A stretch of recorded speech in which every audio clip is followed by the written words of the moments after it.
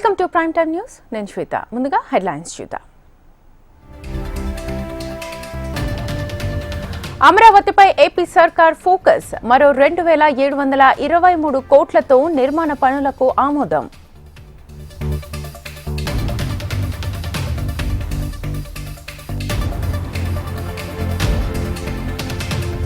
రేపటి నుంచి Jagan Pulivendula tour. Christmas వేడుకలు, ప్రజా దర్బార్లో పాల్గొనున్న వైసీపీ అధినేత.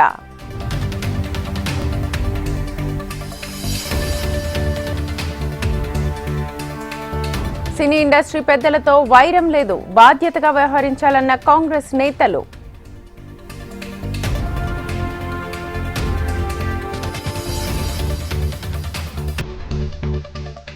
తెలంగాణ హైకోర్టులో మోహన్ బాబుకు చుక్కెదురు. ముందస్తు బెయిల్ పిటిషన్ కొట్టివేత.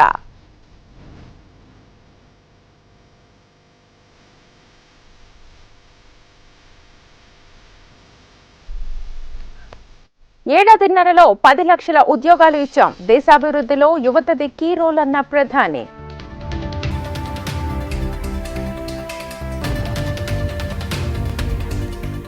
ఢిల్లీ డెవలప్మెంట్ పై బీజేపీకి రోడ్ మ్యాప్ లేదు. కమలం నేతలకు కేజ్రీవాల్ కౌంటర్.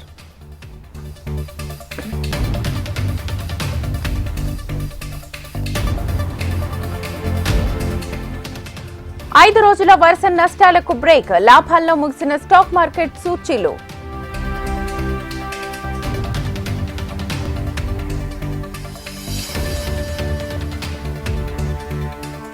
ప్రముఖ దర్శకుడు శామ్ బెనగల్ కన్నుమూత. డైరెక్టర్ మృతి పట్ల ప్రముఖుల సంతాపం.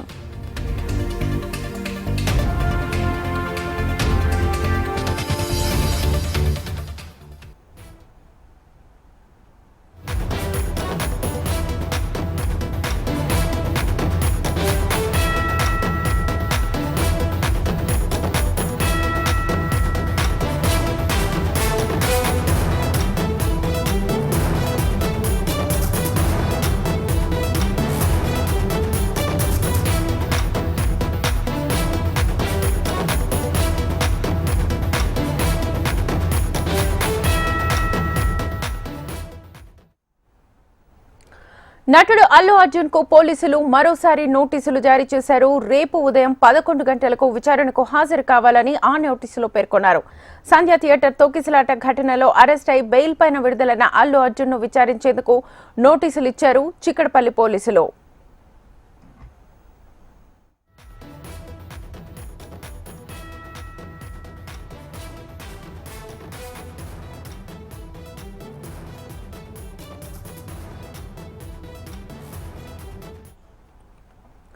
నటుడు అల్లు అర్జున్ కు పోలీసులు మరోసారి నోటీసులు ఇచ్చారు. రేపు ఉదయం 11 గంటలకు విచారణకు హాజరు కావాలని ఆ నోటీసుల్లో పేర్కొన్నారు. సంధ్య థియేటర్ తొక్కిసలాట ఘటనలో అరెస్ట్ అయి బెయిల్ పైన విడుదలైన అల్లు అర్జున్ ను విచారించేందుకు నోటీసులు ఇచ్చారు చిక్కడపల్లి పోలీసులు. ఈ అంశానికి సంబంధించి ఫుల్ డీటెయిల్స్ మా ప్రతినిధి అమరేందర్ అడిగి తెలుసుకుందాం. అమరేందర్, అల్లు అర్జున్ కి చిక్కడపల్లి పోలీసులు నోటీసులు జారీ చేశారు. అయితే అల్లు అర్జున్ చేసినటువంటి వ్యాఖ్యలు కావచ్చు, ఇప్పటికే అతని పైన నమోదైనటువంటి కేసుకు సంబంధించి సంధ్య థియేటర్ ఘటన ఏదైతే ఉందో ఆ ఘటనకు సంబంధించి ఆ కేసులో అల్లు అర్జున్ మీద ఎఫ్ఐఆర్ నమోదు చేశారు. అయితే అతను ఎఫ్ఐఆర్ నమోదు చేసిన తర్వాత అతన్ని జైలు కూడా తరలించారు. చెంచల్గూడ జైలు నుంచి బెయిల్ పై కూడా విడుదలయ్యారు. అయితే బెయిల్ కి సంబంధించి కూడా మధ్యంతర బెయిల్ తెలంగాణ హైకోర్టు మంజూరు చేసింది. దీనికి సంబంధించి 4 వారాల పాటు కూడా మధ్యంతర బెయిల్ అల్లు అర్జున్ పొందాడు. అయితే ఇప్పటికే ఈ కేసుకు సంబంధించి అల్లు అర్జున్ అరెస్ట్ చేసిన పోలీసులు అయితే మరోసారి నోటీసులు ఇచ్చి అంటే ఆ ఘటనకు సంబంధించి పూర్తి వివరాలను రాబట్టేందుకు ఇప్పటికే చిక్కడపల్లి పోలీసులు నోటీసులు జారీ చేశారు. సంధ్య థియేటర్ లో జరిగినటువంటి తొక్కిసలాట ఘటనలో ఒకరు ఇప్పటికే రేవతి మృతి చెంది మరొకరు శ్రీతేజ్ పరిస్థితి విషమంగా ఉంది. అయితే ఈ ఘటనకు సంబంధించి చూసుకుంటే అల్లు అర్జున్ కి అయితే ప్రస్తుతానికి నోటీసులు ఇచ్చారు. అంటే ఈ కేసుకు సంబంధించి ఇంకా దర్యాప్తు ముందుకు సాగేందుకు చిక్కడపల్లి పోలీసులు నోటీసులు ఇచ్చారని చెప్పుకోవచ్చు. మరి రేపు ఉదయం 11 గంటల సమయాన చిక్కడపల్లి పోలీసుల ముందు హాజరు కావాలి.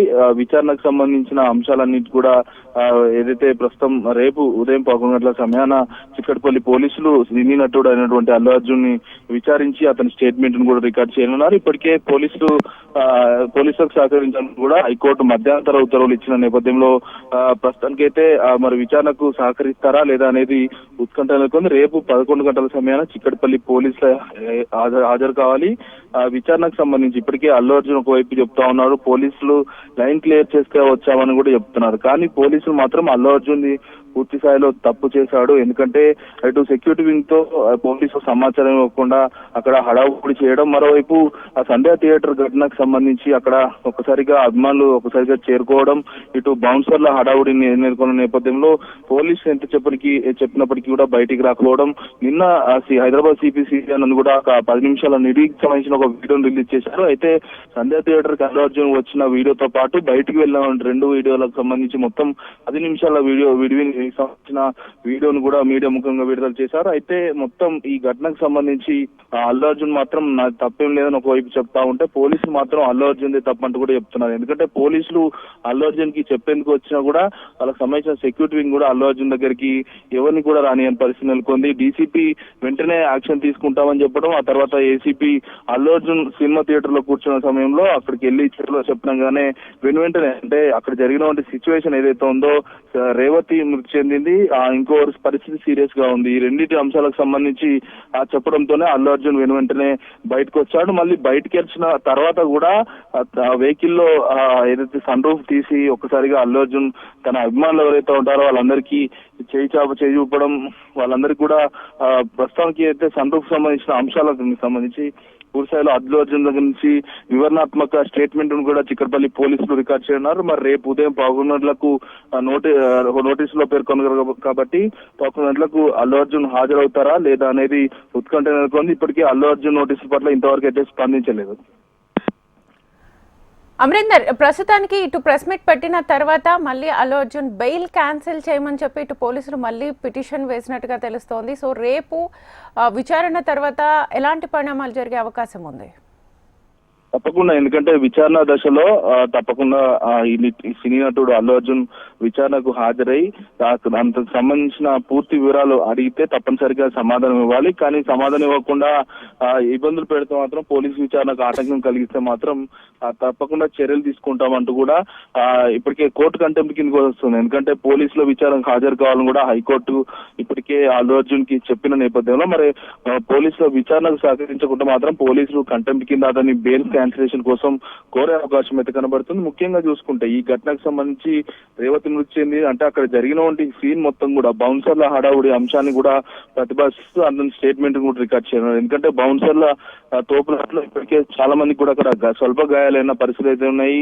చాలా మంది అంటే ఇటు రేవతి ఇటు శ్రీతేజ్ ఇద్దరే కాకుండా స్వల్ప గాయాలై ఇబ్బందులు పడ్డ పరిస్థితులు అయితే ఉన్నాయి. అంటే ఒక్కసారిగా సెక్యూరిటీ వింగ్ లోపమా లేకుంటే మరి పోలీస్ లోపమా అనేది ప్రస్తుతం తెలియాల్సి ఉంది. ప్రస్తుతానికి అయితే పోలీసులు అయితే దీని పట్ల విచారణ చేసేందుకు అయితే సిద్ధమయ్యారు. అల్లు అర్జున్ కి అయితే ఎటకీలకు నోటీసులు ఇచ్చారు.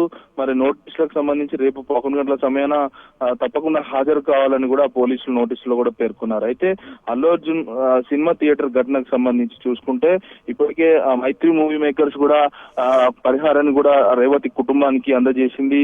మరోవైపు తెలంగాణ ప్రభుత్వం కూడా ఇప్పటికే బెనిఫిట్ షోలు కూడా ఏదైతే సంధ్యా థియేటర్ ఘటన తర్వాత బెనిఫిట్ షోలన్నీ కూడా రద్దు చేసింది. అయితే ఇలాంటి ఘటనలు మళ్ళీ పునరావృతం కాకుండా హైదరాబాద్ సిటీ కూడా చర్యలు తీసుకుంటామని కూడా చెప్తున్నారు. ఎందుకంటే సినీ నటులు కావచ్చు, విఐపీల ప్రముఖులు ఎక్కడికైనా వెళ్తున్నారంటే సమాచారం తప్పనిసరిగా పోలీసులకు ఇవ్వాలి.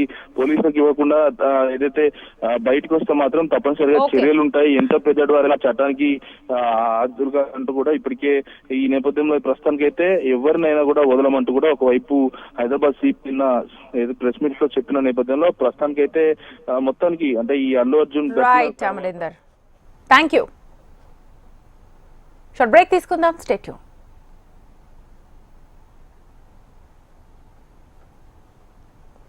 ఇక కంటిన్యూ చేద్దాం. సంధ్యా థియేటర్ ఘటన కేంద్రంగా పొలిటికల్ వార్ కొనసాగుతోంది. కొంతమంది నేతలు రాజకీయ లబ్ధి కోసం ఈ ఇష్యూను వాడుకుంటున్నారని కాంగ్రెస్ ఆరోపిస్తోంది. సంధ్యా థియేటర్ ఘటనను సినీ ఇండస్ట్రీకి ముడిపెడుతూ మాట్లాడడం సరికాదంటున్నారు. అప్పటి కాంగ్రెస్ ప్రభుత్వాల వల్లే సినీ ఇండస్ట్రీ హైదరాబాద్ కు వచ్చిందనే విషయాన్ని తెలుసుకోవాలని సూచిస్తున్నారు హస్తం నేతలు. ఏదో అన్యాయం జరుగుతుందని చెప్పే ప్రయత్నం ఎవరైతే చేస్తా ఉన్నారో వారు చరిత్ర తెలుసుకుంటే మంచిది. కాంగ్రెస్ పార్టీకి తెలుగు చిత్రసీమకి విడదీయనని బంధం ఉంది. 72 నుంచి ఆనాడు కాంగ్రెస్ ముఖ్యమంత్రులు వెంగళరావు కానీ, చెన్నారెడ్డి గారు కానీ, ఆ తర్వాత విజయభాస్కర్ రెడ్డి గారు కానీ చిత్రసీమకి ప్రోత్సాహం ఇవ్వడం వల్లనే ఈనాడు గొప్పగా వెలిసినటువంటి రామానాయుడు, పద్మాలయ స్టూడియో లాంటి స్టూడియోలు హైదరాబాద్కు వచ్చినాయి. చిత్రసీమ కాంగ్రెస్ బంధం అనేది ఒక episode, Allu Arjun cinema episode వేరు. అది అనుకోకుండా జరిగిన సంఘటన. ఈ రెండింటిని ముడిపెట్టి రాజకీయ లబ్ధి పొందాలని ప్రయత్నం వారు చేస్తూ ఉన్నారు. వారికి నిరాశ మిగులుతుంది. చిత్రసీమ హైదరాబాద్లోనే ఉంటుంది. కాంగ్రెస్ ప్రభుత్వం, రేవంత్ రెడ్డి గారి నాయకత్వం కాంగ్రెస్ ప్రభుత్వం చిత్రసీమకు అన్ని హంగులు, అన్ని ప్రోద్బలం ఇస్తుంది, అన్ని ప్రోత్సాహకాలు చేస్తుంది. హైదరాబాద్లో చిత్రసీమ కొనసాగుతుంది. ఆ రోజు కాంగ్రెస్ ముఖ్యమంత్రి చెన్నారెడ్డి గారు చిత్రసీమను తీసుకొస్తానికి రామారావు కోరిక మేరకు NTR studio, Annapurna studio, Ramanaidu studio, Padmalaya studio, వేల కోట్లు ఇవాళ ఆస్తులు ఇవాళ తీసుకొచ్చిన ఇండస్ట్రీ కష్టపడి ఆ ఇండస్ట్రీని ఇక్కడనే ఉంచుకుంటాం, వాళ్ళని కాపాడుకుంటాం. ఆ ప్రొడ్యూసర్ని, డైరెక్టర్లని, ఆ జూనియర్ ఆర్టిస్టులని, ఆ హీరోలని ఎవరి జోలికి పోవద్దని వారందరికీ మా పూర్తి సపోర్ట్ ఉంటుంది. మా ముఖ్యమంత్రి సపోర్ట్ ఉంటుంది. సినిమా ఇండస్ట్రీ మినిస్టర్గా నేను కూడా సీరియస్గా మీకు వార్నింగ్ ఇస్తున్నా. ఎట్టి పరిస్థితుల్లో ఎవరి దగ్గర పోయినా పోలీసులు మళ్ళీ వాళ్ళ చట్టపరంగా చర్యలు తీసుకుంటారు. ఒక జై భీమ్ సినిమా అనేది ఒక గొప్ప మెసేజ్ ఇచ్చింది. నీకు ఊర్లో అన్యాయం పోలీస్ స్టేషన్లో జరగకుంటే నువ్వు కోర్టుకు పోవచ్చు, ఇక్కడ కోర్టులో కాకుంటే సుప్రీంకోర్టు దాకా పోవచ్చు అని ఒక నమ్మకాన్ని క్రియేట్ చేసినటువంటి సినిమాకు కనీసం గుర్తించలేదు, అవార్డు ఇవ్వలేదు. కానీ ఒక స్మగ్లింగ్ చేసేటువంటి దాన్ని మాత్రం గొప్పగా మీరు నటులకు మాత్రం అవార్డులు ఇచ్చారు. మరి రాజ్యాంగాన్ని మనం నమ్ముకుంటున్నాం. ఈరోజు రాజ్యాంగాన్ని మేము గౌరవిస్తున్నాం.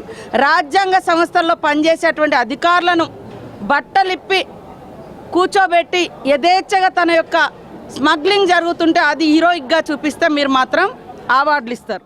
కొందరు పొలిటికల్ గా అడ్వాంటేజ్ తీసుకోవాలని కక్ష సాధింపు, ఇంకో పక్క సినిమా ఇండస్ట్రీ మీద ఏది పెద్ద దెబ్బ పెడుతున్నారని నా ఉద్దేశంలో మరి అల్లు అర్జున్ ఆలోచన చేయాలి. ఈ సినిమాకు ఎవరు టికెట్లు రేటు పెంచుకోవడానికి ఎవరు పర్మిషన్ ఇచ్చిండ్రు? నేను అల్లు అర్జున్ కు నిజంగానే నీకు ఆలోచన ఉంటే ఆ పిల్లవాడు తేజ కిమ్స్ హాస్పిటల్లో సీరియస్ గా ఉన్నాడు. మృత్యుంజయ యాగం చేయరా బాబు, నీ ఇంట్లో ఆయన బాగుపడాలని మృత్యుంజయ యాగం చేయి. అదే విధంగా నీకు ఆలోచన ఉంటే వాళ్ళ కుటుంబానికి ఏ విధంగా సాయం చేయాలని ఆలోచన చేయి.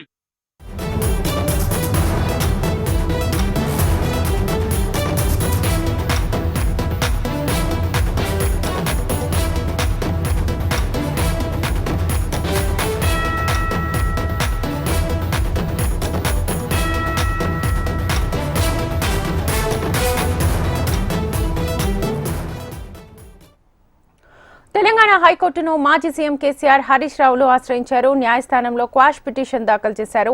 మేడిగడ్డ నిర్మాణంలో అవినీతి జరిగిందన్న ఆరోపణల అంశంపై భూపాలపల్లి కోర్టు నోటీసులు ఇచ్చింది. భూపాలపల్లి కోర్టు నోటీసులు కొట్టేయాలని పిటిషన్ దాఖలు చేశారు. మేడిగడ్డ నిర్మాణంలో అవినీతి జరిగిందంటూ భూపాలపల్లి కోర్టులో గతంలో ప్రైవేట్ పిటిషన్ దాఖలైంది. విచారణ చేపట్టిన న్యాయస్థానం జూలై 10న కేసీఆర్, హరీష్ రావులకి భూపాలపల్లి కోర్టు నోటీసులు ఇచ్చింది. భూపాలపల్లి కోర్టు నోటీసులు కొట్టేయాలని తెలంగాణ హైకోర్టు మెట్లెక్కారు కేసీఆర్, హరీష్ రావు.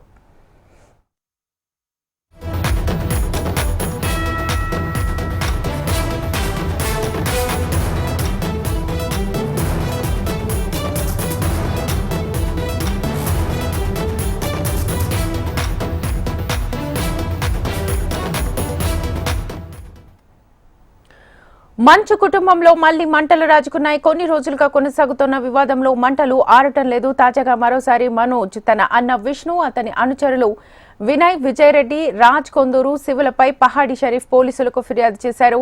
తన అన్న నుంచి తనకు, తన కుటుంబానికి ప్రాణహాని ఉందని, రక్షణ కల్పించాలని కోరారు. 7 అంశాలపై 7 పేజీల ఫిర్యాదు లేఖలను పహాడి షరీఫ్ పోలీసులకు మనోజ్ అందజేశారు. వెంటనే చర్యలు చేపట్టాలని కోరారు మనోజ్.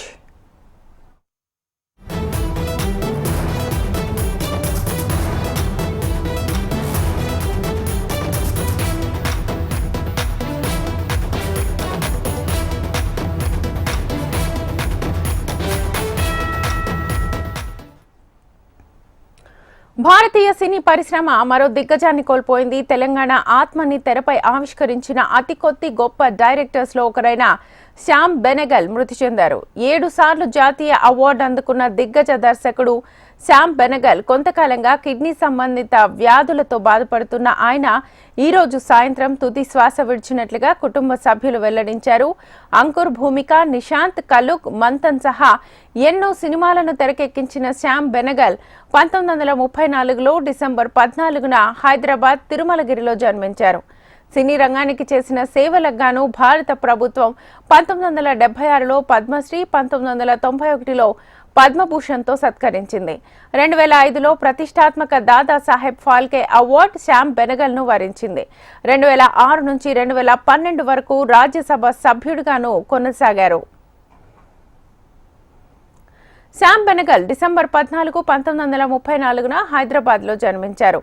కొంకణి మాట్లాడే చిత్రపూర్ సారస్వత్ బ్రాహ్మణ కుటుంబం నుంచి వచ్చారు. హైదరాబాద్లోని ఉస్మానియా విశ్వవిద్యాలయం నుంచి ఎకనామిక్స్లో మాస్టర్ డిగ్రీని సంపాదించాడు. అక్కడే అతను హైదరాబాద్ ఫిల్మ్ సొసైటీని కూడా స్థాపించాడు. సినిమా రంగంలో తన అద్భుతమైన ప్రయాణానికి నాంది పలికాడు. కేవలం 12 ఏళ్ల వయసులో శ్యామ్ తన తండ్రి బహుమతిగా ఇచ్చిన కెమెరాను ఉపయోగించి తన మొదటి చిత్రాన్ని రూపొందించాడు. ఇండియన్ ఫిల్మ్ ఇండస్ట్రీలో గొప్ప దర్శకుడిగా తనదైన ముద్రను వేసుకున్నాడు.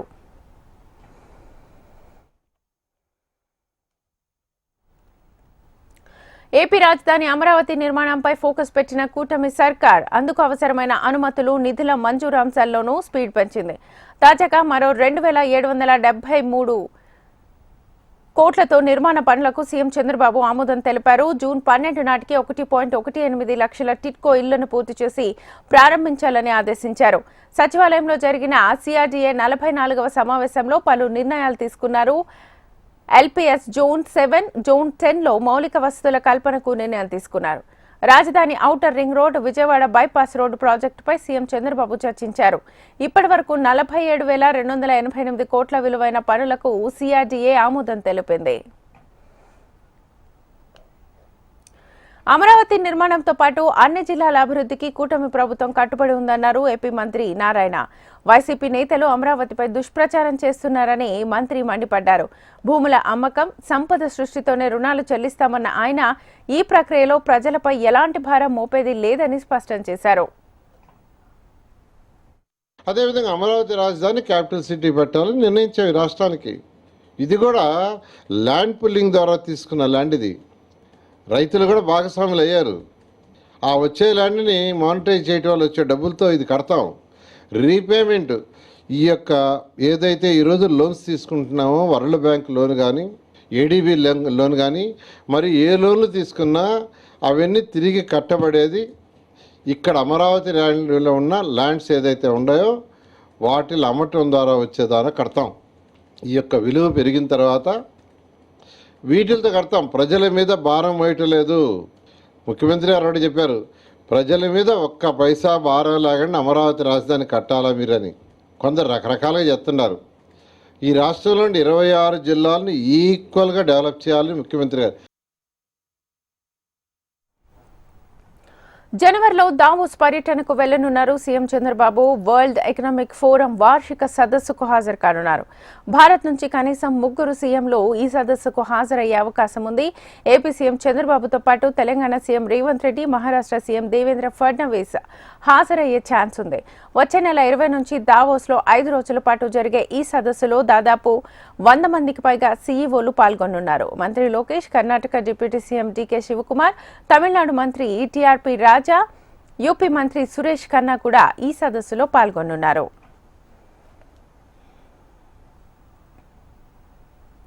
అమిత్ షా వ్యాఖ్యలు దేశ ప్రజల మనోభావాలను గాయపరిచాయన్నారు తెలంగాణ కాంగ్రెస్ ఇన్ఛార్జ్ దీపాదాస్ మున్షి. రాజ్యాంగాన్ని తొలగించి మనుస్మృతిని తీసుకురావాలని బీజేపీ చూస్తోందని, అందుకే అంబేద్కర్ను అవమానిస్తోందని ఆరోపించారు. అమిత్ షా వ్యాఖ్యలు అందులో భాగమేనన్న దీపాదాస్ మున్షి టీపీసీసీ ఆధ్వర్యంలో అంబేద్కర్ సమ్మాన్ సప్తాహ్ పేరుతో రేపటి నుంచి వారం రోజుల పాటు నిరసన కార్యక్రమాలు నిర్వహిస్తామని తెలిపారు. हमारे देश के होम मिनिस्टर अमित शाह जी ने जो बात रखे, पूरे देश में हलचल मच गया कि कुछ लोग मानते हैं कि देश के संविधान की रचना जो किए हैं वो हमारे लिए भगवान है, और बार बार अंबेडकर जी के नाम फैशन के नाम पे लेते हुए लोगों के दिल में जो दुख पहुंचे हैं, उनके लिए कांग्रेस पार्टी सबसे पहले ये बात रखे है कि देश के होम मिनिस्टर को जल्द से जल्द रिजाइन करना पड़ेगा और आम जनता के सामने जाके क्षमा मांगना पड़ेगा। आरएसएस कहता है कि जो संविधान अंबेडकर जी ने बनाया है उसमें भारतीयता है ही नहीं, वो भारत का हो ही नहीं सकता। मनुस्मृति को लाओ जिसमें कास्टिज्म रहेगा, वो कास्टिज्म को सामने लाना चाहते हैं आरएसएस की जितना। और ये पूरे आरएसएस और बीजेपी का जो भेदभाव की नीति है उसी के ऊपर अमित शाह ने कहा है कि ये एक फैशन हो गया, अंबेडकर अंबेडकर अंबेडकर। ప్రభుత్వం కొర్రీలు పెట్టి రైతులకు డబ్బులు ఎగ్గొట్టే ప్రయత్నం చేస్తుందన్నారు మాజీ మంత్రి హరీష్ రావు. రైతులకు ఇస్తామన్న రైతు భరోసా ఇవ్వకుండా కాలయాపన చేస్తున్నారంటూ విమర్శించారు. ఇచ్చిన హామీ ప్రకారం రైతు భరోసా ఇవ్వాలని, ఎకరంలోపు భూమి ఉన్న వ్యవసాయ కూలీలకు ఆర్థిక సాయం అందించాలని డిమాండ్ చేశారు. కౌలు రైతులకు రైతు భరోసాపై మంత్రులు, సీఎంల మధ్య సమన్వయం లేదంటూ విమర్శించారు హరీష్ రావు. ఒకరికొకరికి సంబంధం లేదు, ఒకరికొకరికి కోఆర్డినేషన్ లేదు. కౌలు రైతులకు ఇస్తాను ముఖ్యమంత్రి అంటాడు, వ్యవసాయ మంత్రి ఇయ్యం మాకు సంబంధం లేదు, వాళ్ళే చూసుకోవాలి, రైతు కౌలు రైతు అంటాడు. ఎవరిని నమ్మాలి? వ్యవసాయ కూలీలకు 12,000 ఇస్తా అన్నారు, అవి ఇంతవరకు స్టార్ట్ కాలేదు. అందువల్ల ఇవాళ వ్యవసాయ కూలీలలో కూడా వడబోత పెట్టి ఏదో మమ అనిపించే పని చేస్తున్నాడు. మేము కోరుతున్నాం, ఉపాధి హామీకి వెళ్లే ప్రతి కూలీ వ్యవసాయ కూలీయే. ఉపాధి హామీ వెళ్తున్న వారందరికీ కూడా వడబోతలు లేకుండా, కోతలు లేకుండా వ్యవసాయ కూలీలకు ఏడాదికి ఇస్తామన్న డబ్బులు తప్పకుండా ఇవ్వాలని బీఆర్ఎస్ పార్టీ డిమాండ్ చేస్తుంది. తిండి పెట్టే రైతులకు తొండి చేసి పైసలు ఎగ్గొట్టే పని రేవంత్ రెడ్డి చేస్తుంది. కేసీఆర్ ఏమో తిండి పెట్టే రైతులకు ఎట్లన్నా ₹1 పోవాలి, వాళ్ళకి ఎంత ఇచ్చినా తక్కువే అని కేసీఆర్ అనుకున్నాడు. చిట్ చాట్ లో ఎమ్మెల్సీ కవిత హాట్ కామెంట్స్ చేశారు. కేటీఆర్ పై ఈడీ కేసు కక్ష సాధింపులో భాగమేనని, కేసీఆర్ కుటుంబమే లక్ష్యంగా కాంగ్రెస్ సర్కార్ కేసులు పెడుతోందని విమర్శించారు. ప్రజల పక్షాన పోరాటం చేస్తున్నందుకే కేటీఆర్ పై కక్ష సాధిస్తున్నారన్నారు. తాము పదవుల నుంచి వచ్చిన వాళ్ళం కాదని, ఉద్యమం నుంచి వచ్చిన వాళ్ళమంటూ చెప్పుకొచ్చారు. కేసీఆర్ తప్పులు చేస్తే వాటిని సరిచేసి పాలన చేయొచ్చన్న కవిత అసెంబ్లీలో కేసీఆర్ ను వ్యక్తిగతంగా టార్గెట్ చేయడం సరికాదన్నారు. ధరణి స్థానంలో వచ్చిన భూభారతిపై కాలమే సమాధానం చెప్తుందని, త్వరలోనే తెలంగాణ వ్యాప్తంగా పర్యటిస్తానన్నారు ఎమ్మెల్సీ కవిత. అక్బరుద్దీన్ తీరును తెలంగాణ ప్రజలు గమనిస్తున్నారని చెప్పారు కవిత.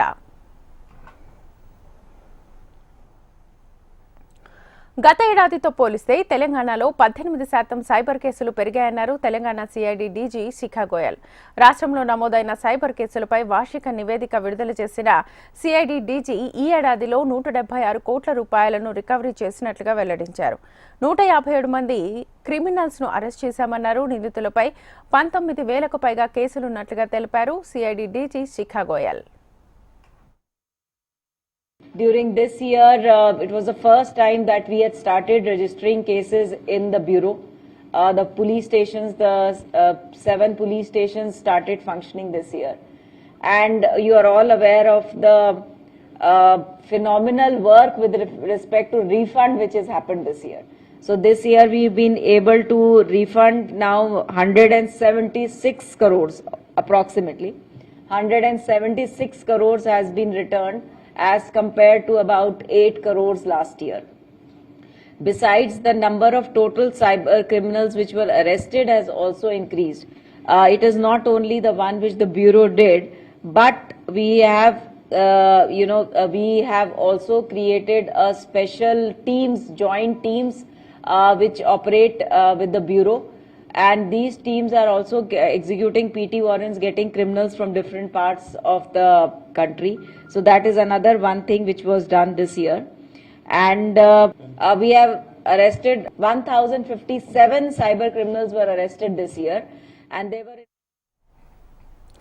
సినీ నటుడు మోహన్ బాబుకు హైకోర్టులో చుక్కెదురైంది. ఆయన దాఖలు చేసిన ముందస్తు బెయిల్ పిటిషన్ను హైకోర్టు కొట్టివేసింది. జల్పల్లి ఫామ్ హౌస్ లో రిపోర్టర్పై మోహన్ బాబు దాడి చేయడంపై కేసు నమోదైంది. ఈ కేసులో తనకు ముందస్తు బెయిల్ మంజూరు చేయాలని ఆయన పిటిషన్ దాఖలు చేశారు. వాదనలు విన్న హైకోర్టు ఇవాళ పిటిషన్ను కొట్టివేసింది. తమ పాలనలో యువతకు పెద్ద మొత్తంలో ప్రభుత్వ ఉద్యోగాలు ఇచ్చామని ప్రధాని నరేంద్ర మోదీ పేర్కొన్నారు. రోజ్గార్ మేళాలో భాగంగా ఇవాళ 71,000 మందికి పైగా యువతకు అపాయింట్మెంట్ లెటర్స్ అందించారు. 1.5 ఏడాదిలో 10 లక్షల మందికి ఉద్యోగాలు ఇచ్చామన్న మోదీ నేటి రోజ్గార్ మేళాలో యువతులు అధిక సంఖ్యలో ఉన్నారని తెలిపారు. మహిళలను అన్ని రంగాల్లో స్వయం ప్రతిపత్తి సాధించాలనే లక్ష్యంతో తమ ప్రభుత్వం పనిచేస్తుందన్నారు. అట్టడుగు వర్గాలకు లోకల్ భాషలో విద్య, ఉద్యోగాలకు అవరోధం కాదన్నారు ప్రధాని మోదీ. पीएम श्री स्कूलों के जरिए बचपन से ही इनोवेटिव माइंडसेट को गढ़ा जा रहा है. पहले ग्रामीण युवाओं के लिए दलित, पिछड़ा, आदिवासी समाज के युवाओं के लिए भाषा एक बहुत बड़ी दीवार बन जाती थी. हमने मातृभाषा में पढ़ाई और एग्जाम की पॉलिसी बनाई. आज हमारी सरकार युवाओं को 13 भाषाओं में भर्ती परीक्षाएं देने का विकल्प दे रही है. बॉर्डर जिले के युवाओं को ज्यादा मौका देने के लिए हमने उनका कोटा बढ़ा दिया है. आज बॉर्डर एरियाज के युवाओं को पक्की सरकारी नौकरी देने के लिए 2047 నాటికి వికసిత్ భారత్ నిర్మాణం లక్ష్యంగా ముందుకెళ్తున్న సమయంలో ఇదే గోల్డెన్ టైం అని కేంద్ర మంత్రి కిషన్ రెడ్డి అన్నారు. ప్రధాని మోదీ సంకల్పించిన లక్ష్యాలను చేరుకోవడంలో ప్రభుత్వ ఉద్యోగులకు కీలక పాత్ర పోషించేందుకు ఒక గొప్ప అవకాశం దొరికిందన్నారు. దేశవ్యాప్తంగా 45 కేంద్రాల్లో జరిగే ఉద్యోగ మేళాలో భాగంగా చాంద్రాయణగుట్టలో నిర్వహించిన కార్యక్రమానికి కేంద్ర మంత్రి కిషన్ రెడ్డి వెళ్లారు. మన దేశంలో యువ జనాభా ఎక్కువగా ఉందన్నారు. మన మేధస్సుతో ప్రపంచాన్ని శాసించే విశ్వాసం ఉందన్నారు. మన దేశంలో ఇంకా పేదరికం, నిరుద్యోగం ఉందని వారికి చేయూతనిచ్చే ప్రభుత్వం చేయాలని సూచించారు కేంద్ర మంత్రి కిషన్ రెడ్డి. బీజేపీకి అభ్యర్థి లేడు, అజెండా లేదని ఆమ్ ఆద్మీ పార్టీ అధినేత అరవింద్ కేజ్రీవాల్ విమర్శించారు. ఢిల్లీ ముఖ్యమంత్రి అతిషితో కలిసి అసెంబ్లీ ఎన్నికల ప్రచారాన్ని నిర్వహించారు. ఢిల్లీలో ఎన్నికల సమయం దగ్గర పడుతోన్న తరుణంలో రాజకీయ వాతావరణం వేడెక్కింది. ఆరోప్ పత్ర పేరిట ఆమ్ ఆద్మీ పార్టీ ప్రభుత్వంపై బీజేపీ ఆరోపణలు చేయగా వాటికి కేజ్రీవాల్ కౌంటర్ ఇచ్చారు. బీజేపీకి ఇప్పటి వరకు సీఎం అభ్యర్థి లేరని, తనను ఎలా వేధించాలో మాత్రమే బీజేపీకి తెలుసన్నారు అరవింద్ కేజ్రీవాల్.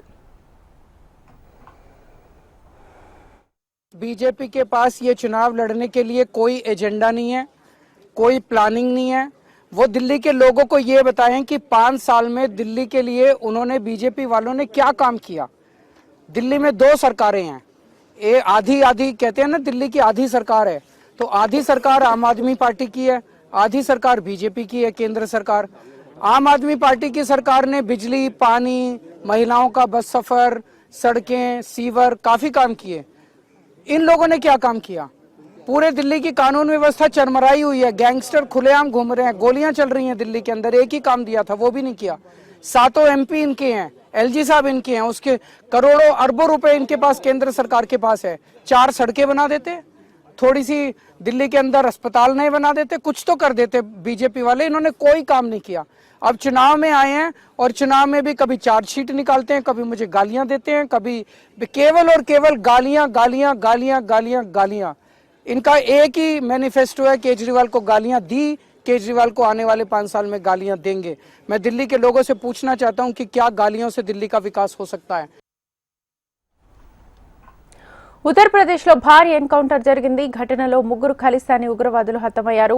పంజాబ్ సరిహద్దుల్లో పోలీసుల పోస్టులపై గ్రెనేడ్ దాడులు జరిపిన ఘటనలో వీరు నిందితులుగా ఉన్నారు. అనుమానాస్పద వస్తువులతో పురానాపూర్ ప్రాంతంలో సంచరిస్తున్నట్లుగా సమాచారం రావడంతో పోలీసులు కాల్పులు జరిపారు. నిందితులను అదుపులోకి తీసుకునేందుకు ప్రయత్నించడంతో కాల్పులు జరపడంతో ప్రతిగా ఎదురుకాల్పులు జరపాల్సి వచ్చిందని పోలీసులు చెబుతున్నారు.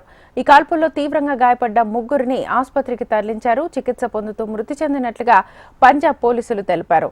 మృతుల్లో గర్విందర్ సింగ్, వీరేంద్ర సింగ్, జసన్ప్రీత్ సింగ్ ఉన్నారు. వీరి నుంచి AK రైఫిల్స్, పిస్టళ్లని స్వాధీనం చేసుకున్నారు. క్రిస్మస్ వేడుకల సందర్భంగా ఫ్లోరిడాలో నిర్వహించిన వేడుకల్లో ఊహించని ప్రమాదం జరిగింది. డ్రోన్ల ప్రదర్శన జరుగుతున్న సమయంలో గాల్లో వందల కొద్ది డ్రోన్లు పరస్పరం ఢీకొట్టుకున్నాయి. అవి వేగంగా వచ్చి కార్యక్రమాన్ని తిలకిస్తున్న ప్రేక్షకులపై పడడంతో 7 ఏళ్ల బాలుడితో సహా పలువురు గాయాల పాలయ్యారు. గాయపడ్డ బాలుడి పరిస్థితి విషమంగా ఉన్నట్లుగా తెలుస్తోంది.